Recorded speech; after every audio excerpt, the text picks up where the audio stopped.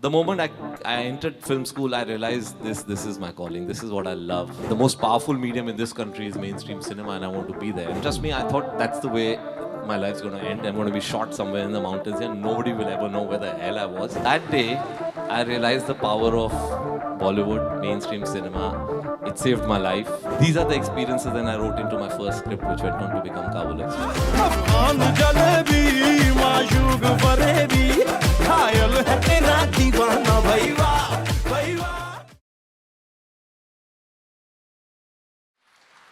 Kabir, since this is going to be a conversation entirely about filmmaking and films per se, I think I'm going to start with the most elemental question of them all. What, according to you, is a film? And why did you want to be a filmmaker? I think ultimately a film is a story. It's just a form of storytelling, right? It's all of us have this urge to tell a story, and cinema is one of the, I think, what should I say, one of the most popular, and I think the amount of effort that goes into telling the story is the maximum in this format. So I think anybody who wants to be a filmmaker ultimately wants to be able to tell a story to as many people as he or she can. And the reason why I became a storyteller, essentially, you know, for me, it started with photography. And I used to do a lot of mountaineering and trekking, and that led me to photography. And then I started looking for stories within photographs. Then I went to film school and started doing documentaries, and that was my choice of storytelling. And somewhere in that journey of telling stories through documentaries, I started feeling a bit of frustration. Because this is, of course, you know, about 20 years ago, where we didn't have enough platforms in this country for documentarians to showcase their work. So I was doing a lot of international work, getting commissioned from international networks. But I had that, you know, at the end of the day, as a communicator, you want to be able to communicate with your audience, and I wasn't getting that because my films were going for festivals and networks abroad, but nothing here. And that's when I realized that the most powerful medium in this country is mainstream cinema, and I want to be there. And there was a very interesting incident, actually, if you want, I'll just narrate it quickly, which made me realize the power of Bollywood and how powerful it is. Literally saved my life, and therefore I just decided I must make films in Bollywood. This was in 2001, just post 9/11, and I was trying to do documentary in Afghanistan. I'd already done some work before that, so we wanted to go into Afghanistan and do something there, but it was becoming very difficult as Indians to go through the normal route, which is, you know, through Peshawar. There were no flights going to Kabul, so it was impossible. The airport had been completely bombed out. So we went to Uzbekistan and Tajikistan, and we were trying to come into Afghanistan. We tried to take a chopper, but the chopper crashed the day before we were supposed to take it. We tried to cross it on land. There were avalanches and snow landslides. We couldn't go in. So we were completely stuck. And this went on for about 2 weeks, and finally we went for one last-ditch effort. We said, you know, let's just go there and see what happens. And that day, one Russian military helicopter was loading up with medical supplies and going to go into Kabul. And we decided to take the Russian pilot aside. Fortunately, the oil was not being sold at that point in time, so we managed to convince him with $2,000, which is what he charged, to take the two of us illegally into this chopper. And we go into this chopper, and it was a 50-minute flight, you know, through the Hindu Kush mountains to Kabul. And just before Kabul, he brings the chopper down, and he says, jump. And I was like, what the hell, we've given you $2,000, the least you can. He says, no, because you're not supposed to be in this. It's a military chopper. And if I land, it'll go off radar, and it takes time to reboot this chopper, some technical jargon. So basically, we hung on that chopper and, you know, jumped down exactly the way John and Arshad did in Kabul Express.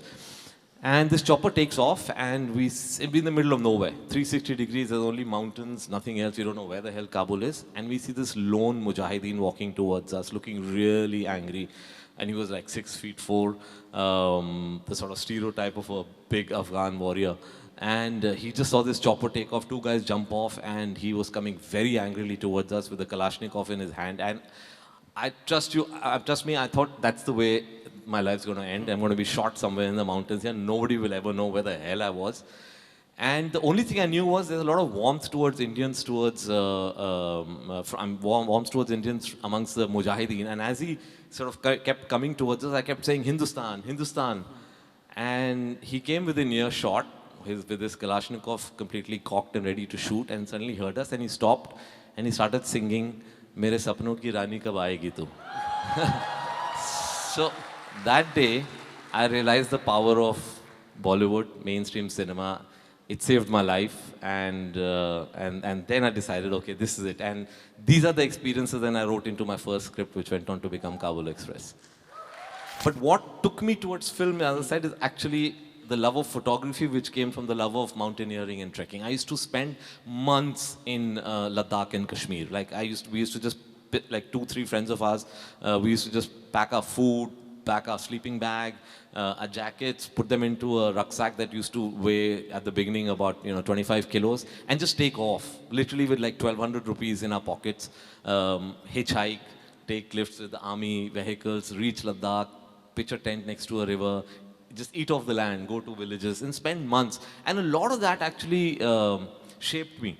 From there, photography developed, and then a love for cinema was planted very early on in my life because, and a very eclectic mix of cinema I was exposed to, because my mother is the great film buff. My father wasn't really, much of a watcher, but my mother used to love cinema. And because, as I said, my father was in Parliament, at that time we used to have access to, in Vigyan Bhavan, they used to show films every weekend, world cinema, Godard, Truffaut, Fellini. And as kids, when mom used to, me and my sister, she used to put us into the car and drive us to see Godard and Truffaut, we used to hate it. As like 10 years old, you don't want to watch that cinema. But she was also somebody who would take us to the first day, first show of every Amitabh Bachchan film that released. And she would also, because she was, Shyam Benegal is a very close family friend. In fact, he directed my mother in plays in Nizam College in Hyderabad. So, I remember being taken for Ankur, his first film, and then subsequently all his other films. So it was a very eclectic mix of cinema that I was growing up with. And somewhere there, I think the love was there, but I didn't really realize it till I graduated, from Delhi University in economics, and I was at crossroads, and I was saying, what do I do? And I was debating about, either going further in economics or maybe becoming a lawyer. And then my sister happened to go to Jamia and get a form, and I said, okay, whatever you get one more for me. And that's how it happened. And I found myself in Jamia. But the moment I entered film school, I realized this is my calling. This is what I love. And those 2 years in Jamia are something that I absolutely cherish. Interesting you say that, because there are lots of filmmaking aspirants in this room, I'm pretty sure. And there's always that question asked whether film school education is necessary to be a filmmaker, or is it mandatory because there are enough people who learn it on the job. You've had assistants all those years. When you say, if I'm watching Sholay, right? Sholay has like 80s. None of them became filmmakers. So first, do you think film education necessary in terms of a film school? You've had EDs. Are they going to turn out to be directors? Eventually, you think all of them have the will to go ahead? What do you think of? So when it comes to film schools, I must say that, no, it's not mandatory and it's not necessary to go to a film school. But having said that, it's great to be able to go to a film school. I'll tell you why. Because it just, no education is ever a waste. Because it's not only about the subject you're studying, it's also about, it just opens up your world, right? The people you meet, the experiences you have. And especially cinema, because it's a technical medium, it's always good to know technology. And it's not that if you don't know, what's the difference between a 28 mm and a 105 mm, you won't be able to make a film. There's a DOP to help you that. But if you know it, when you're writing your script, you'll just be able to visualize it better. It always helps. And yes, you can get this knowledge on set too. But on set, it'll take a very long time, because people don't have time on set to teach. People, they're always on edge, right? It's like, in fact, when I started, there's only one film I ever assisted on. I assisted Gautam Ghosh in a film called Gudiya. Not one of his best, but it was a great experience for me. People, if an assistant ever dared to look through the eyepiece of a camera, the tradition was that he would have to get mithai ke dabbe for the entire set. Because how did he have the audacity to go through and look through a viewfinder? So there was always this little barrier to technology. And it was more so in my generation. When I was entering, technology was a barrier. I don't think the younger kids today really look at technology as a barrier because they can whip out an iPhone and literally tell a story and post it on YouTube. For us, it was this big black machine called Ariflex, which was like God. You know, you couldn't even come within 5 meters of it. So obviously, a film school education helped because it demystified the technology. It made you comfortable. You didn't feel uncomfortable on a set. But yes, if you are lucky enough to assist a director, who has a slightly more freer atmosphere on his set or her set, you will be able to get the same knowledge. You will, and even those who come from film school will ultimately need to get a lot of experience on the film set before they can even think of wanting to make a film. You know, you can't just come out of a film school with a degree and imagine you'll make a film because there's a lot of real world issues on a film set that you have to also understand the dynamics of. Right, and also like at the time when you were starting out, Kabir, there was this film industry in Bombay, and at this point, people can make films anywhere, and they can make their film technically on an iPhone. The move to Bombay was to become a Bollywood filmmaker. Would that be correct to say? Absolutely. Okay. Absolutely. Because I was in Delhi. I was very happy in Delhi. I was a cinematographer in Delhi. I was getting, good projects. I was probably one of the highest paid cinematographers in Delhi. So I was, getting comfortable with all that. But that desire to make a film, and I kept, I sort of, when do you take the leap? And especially the more time you spend in Delhi, the more comfortable you get because you're getting, more entrenched in that industry. And for me, I think in a certain sense happened because of Minnie, my wife.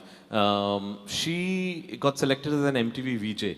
And because of that, she had to spend 15 days a month in Bombay. And when that happened, we, for about 6-7 months, literally were living like gypsies, right? Going up and down. And then, but that is around the same time I was finishing my documentary in Afghanistan, and I realized that really for my documentaries, it doesn't make a difference where I am, because I'm shooting it all over the world, and where I did doesn't matter. I just decided, I took the plunge, and I came to Bombay, and I knew nobody in this. No one. Not one person.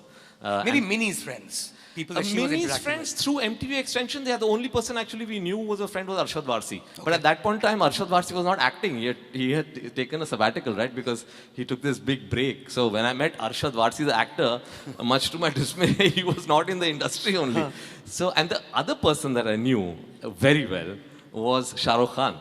Because he was my senior in film school. And the musical that I mentioned, West Side Story, Gauri was my dancing partner. So he was the only one. But he was already on the trajectory of becoming this big star. So as a first-time filmmaker, he was not in my league. I was not looking at being able to ask him to act. So in a certain sense, I actually knew nobody.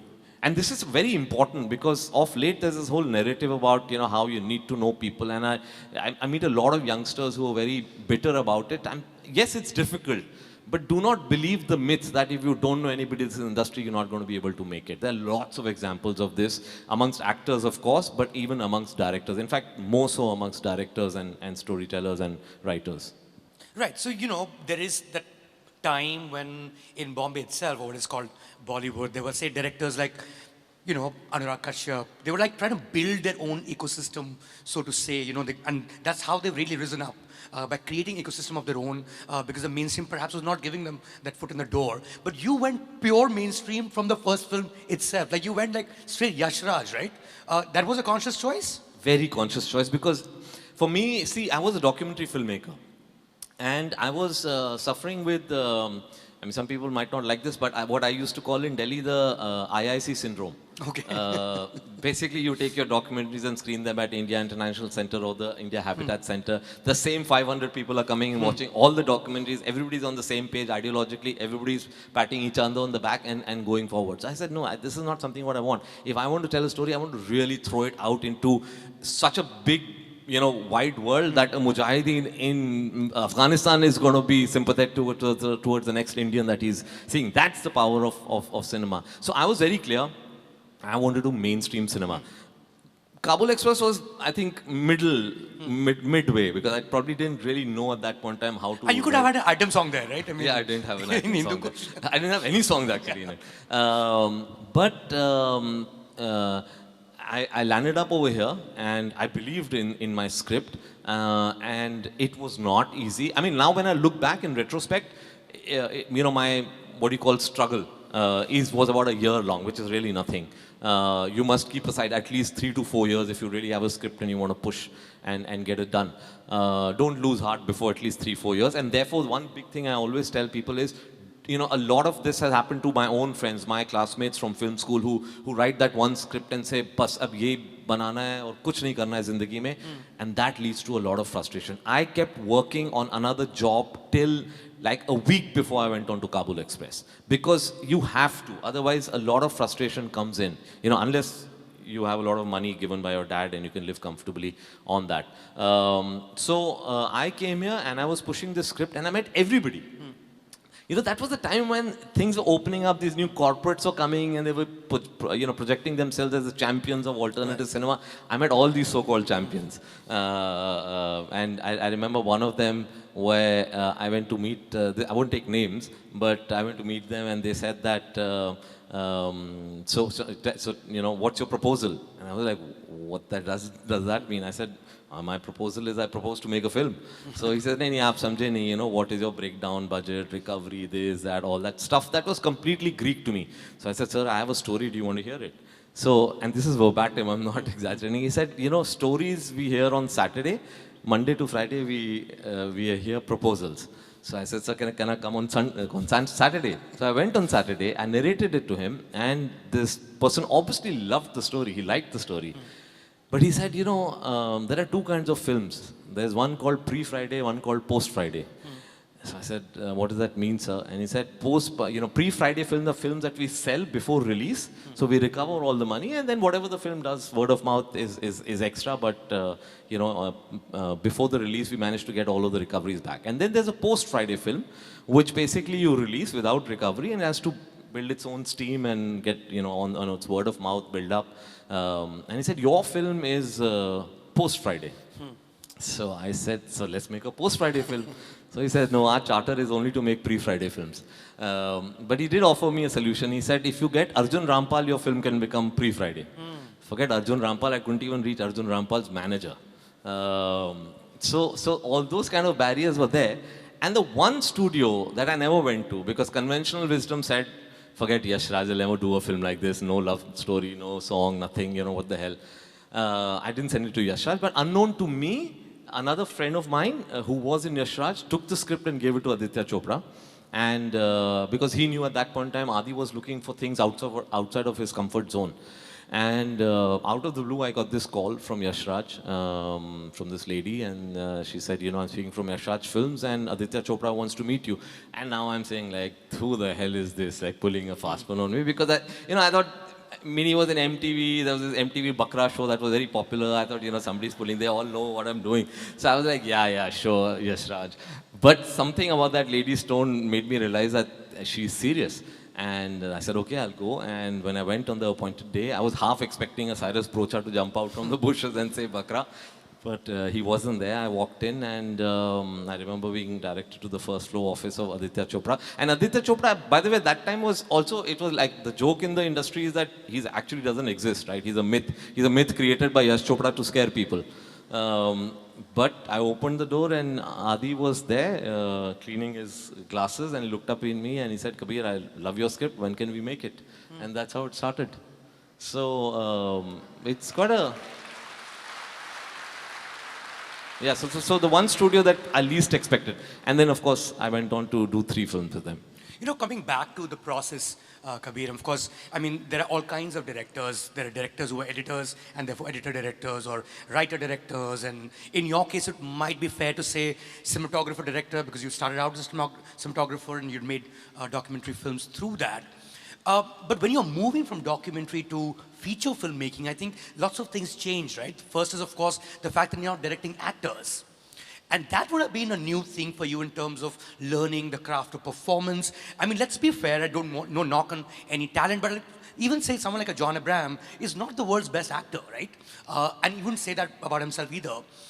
Where did you learn that craft from? Is that something that just came naturally to you? Did you learn it on the job? What did you do to be that director of a feature film? So Honestly, I didn't learn the craft of directing actors. I think in film school, what we used to do is when we used to make our films, we used to use our classmates, we used to call them talent, and direct them. So in a certain sense, if there's any formal training of that, it was with my classmates in directing people. And a lot of people used to ask me that when I was making the transition. They used to say, why don't you do TV for some time? Why don't you do some serials? Why are you jumping straight into cinema? But I somehow, you know, most decisions in my filmmaking journey, in also the way I approach my scripts or what I approach in terms of what I want in the scene or in the film, is gut instinct, purely gut instinct. There's not too much of thinking about it. It's about something you like and you want to do. So I was like, if I'm sitting in front of that monitor and I'm watching somebody perform, I'll know whether it's good or not, you know. And that's the approach that I went with. And even today, when I'm sitting and watching, you know, after 7, 8 films, the approach is still the same. You know, is it connecting to me as a person, as a human being, not as a technical person sitting on the frame? Is there, like, you know, with some actors, like something like Irfan Khan, for example, I had the pleasure of working with him in New York. And he was brilliant in that. He was brilliant. And he would give every take differently. So for me, I used to be like an audience. I used to be sitting in front of the monitor and just enjoying what Irfan is offering. And out of the sort of 6 takes or 7 takes he gave me, ultimately I said, okay, I like this one the best. Now, ultimately, whenever you're making the film, you have to take the calls what you like. You know, you can never make a film for somebody else. I've often said this, and this is definitely true for me. I make the films that I like to watch. And that should be true, I think, for most people. Because if you start thinking that, okay, let me do something for that person, you don't know that person. 9 times out of 10, you'll fall flat on your face. So just make the film that you want to make. And that's the approach I've taken in my filmmaking. You know, what is working for me? You know, what are the politics of the film that are coming across to me? I might be wrong, and sometimes I have gone wrong, sometimes I've gone right. But they've been the way they've been perceived by me. And I think that's very important. Don't get too caught up in, do you know the craft of directing? Do you know the craft of setting up a shot? Do you know the craft of editing a scene? You have to go with your gut instinct. It's the strongest element of filmmaking that a filmmaker brings to the table. Would that be true also, Kabir, for your writing process? Where does it start? What is the starting point usually? Is there an idea, is there a thought that you want to convey? Or is there just a story you want to tell? Or the characters that really interest you? What's been the starting point most of the times? It's always been, the starting point has always been like a story. Okay. And then the reason why that story might appeal to me is because inherently the politics of that story is appealing to me. So I don't know whether they come separately. I think when I hear something which could be my own experiences, as in the case of a Kabul Express, or whether it was some research that I was doing for a documentary which resulted in New York. I was doing some, you know, research on post 9/11 illegal detainees. And then I was reading some stories about it. So the story and the politics came together. So I said, okay, this is a great story which will allow me to talk about the politics that are very important to me, and I want to be able to speak to them, especially in mainstream cinema. When I was making New York, you know, politics was considered taboo. But, you know, Adi told me a very interesting thing. He said, I'm an apolitical person. I don't follow politics. I don't know politics. But in Kabul Express, when I needed to know the politics, you gave it to me. And I went along with the story. If you can do the same in New York, which was even more of a political film, and it was politics of another country really, of course, which does have bearings on us, he said the same thing. So for me, it comes together. It's like when Bajrangi Bhaijaan came as a 2-pager from Mr. Vijayendra Prasad, which is basically the setup of the first half, and then he said, and then they go to Pakistan and this. For me, of course, it was a fascinating story, but the politics of what that story could tell was even more powerful. So it's always comes together. Even in '83, yes, of course, the fascinating story of this triumph of the underdogs. But there's also certain politics of it that really attract me. So for me, it's a combination. You know, it's becoming harder and harder. It's always been hard in this country to make political films, and which is one of the reasons we love you, because you have consistently made political movies, staying within the mainstream. if you had a thought right now to reflect on the world around us, would it trouble you to think, can I make that film now?